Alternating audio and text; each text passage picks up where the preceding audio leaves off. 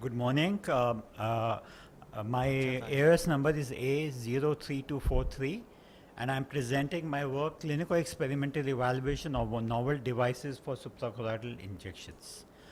The drugs can be given into the eye by various routes, and for the best route for bioavailability of the drugs to the posterior segment, one has to give it intravitreally. It has disadvantages because it overcomes the blood-retinal barrier, has minimal systemic effects, but it has a disadvantage for the volume to be injected is less. It needs to be repeated. It needs to travel to the choroid via retina, and steroids can produce cataract, glaucoma. We can have endophthalmitis, retinal vitreous hemorrhage, vascular occlusions, and retinal detachment.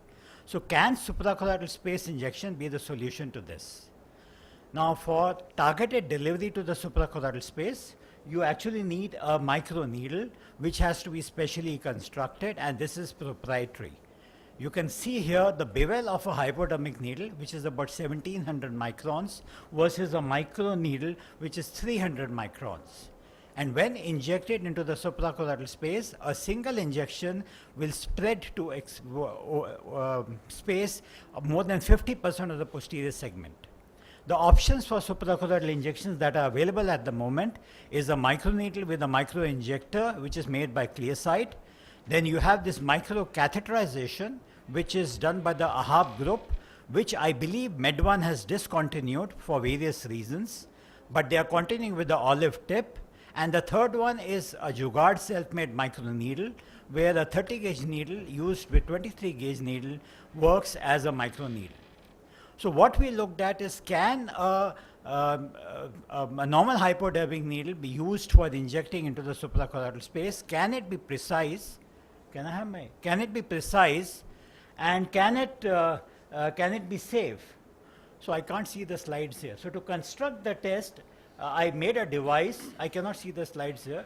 I made a device that uses a commercial 30 gauge needle. And to test it, I injected triamcinolone, methylcellulose, helons in goat size, and triamcinolone in human eyes. To test the physical nature of triamcinolone, we did scanning electron microscopy.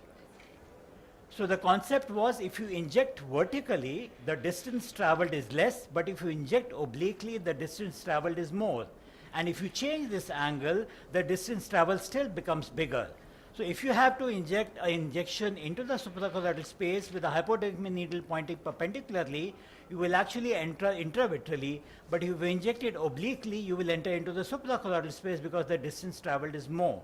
We created a nomogram of angle of entry, and hence we were able to decide what is the depth of entry. So these are the various devices which are made, and we have finally zeroed on to this particular device, and this was used. So you have a device like this, and it has got various portions with the particular angulation, and the undersurface has got a rough surface, so you can fix it to the sclera.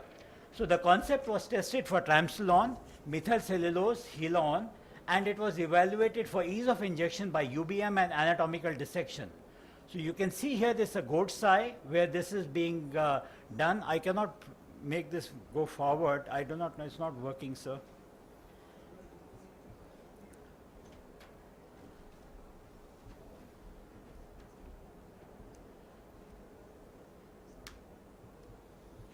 I'm not getting a single slide here. So anyway, it's not coming as a single slide. So the goat size, it was injected. Can I move this? This is not moving. When I tested, it was moving. इसके नीचे.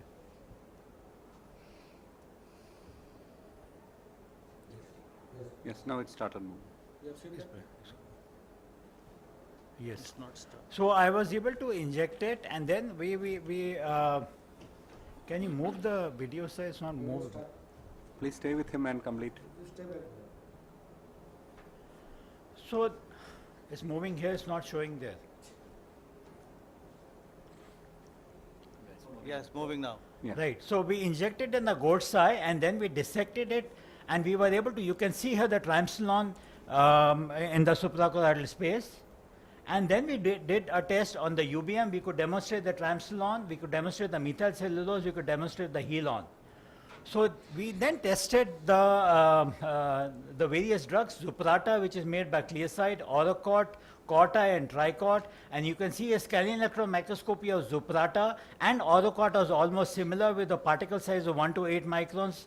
And here is Corti with a particle size of 1 to 12 microns and Tricort with a particle size of 1 to 4 microns. It's very interesting that Tricort, which is particle size of 1 to 4 micron, cannot be injected through a 30 gauge needle, has to be used the 30 gauge needle. We then did experiments on human eyes. And I'm not getting the video here. We did experiments on human eyes where we injected triamcinolone in cases of diabetic retinopathy, central retinal venous occlusion with diabetic retinopathy, and a case of VR surgery who had a traumatic macular edema. So this was the profile. And here you can see, can you run the video? I can't do it anything here. It's not working here.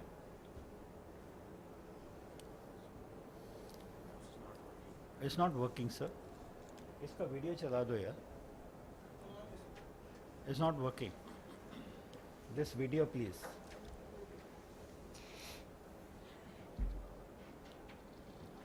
All three are videos. Just click on the surface. You have to just click on that.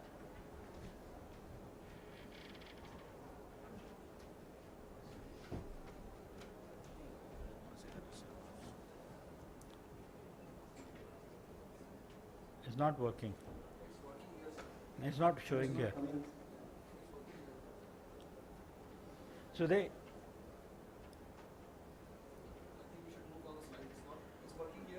But it's not showing up here. You can carry on, Ajib. Otherwise, you can tell us the message. It's a nice video. So anyway, this I showed in the human eyes, and this injection was done 3.75 millimeters from the limbus. It's not progressing also. It's slow actually. It's just very slow. Speed is slow. It's not moving. Can I present it with my laptop? It will work simply. Yeah, you can. You can show it. I can use my laptop if it is Yeah, possible. very few audience. You can show that on the laptop. Please get his laptop over. I have my laptop. It will take some time. Can we call him back after one presentation? Meanwhile, get the laptop ready. Can we do it? Can you finish your presentation? Then We'll see the videos later. just finish your presentation. Take care of your leg also. He injured himself.